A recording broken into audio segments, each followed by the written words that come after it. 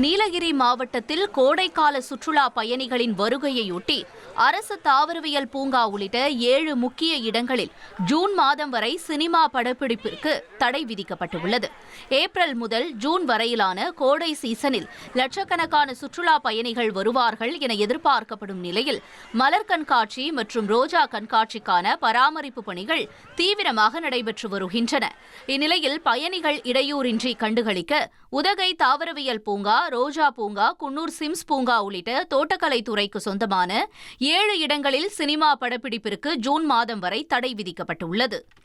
1,27,00,000 மனங்களை வென்ற தந்தி TV YouTube channel. தவிர்க்க முடியாத தம்ப்நெயில்ஸ், கலக்கலான கான்டென்ட்ஸ். நீங்களும் இந்த குடும்பத்தில் இணைய இப்பவே சப்ஸ்கிரைப் பண்ணுங்க. அசுரபலம் கொண்ட எங்கள் டிஜிட்டல் கரங்களில் உங்கள் விளம்பரங்களை சேர்க்க வாட்ஸ்அப் பண்ணுங்க. 8939888838. Email advtthanditv@dttv.in.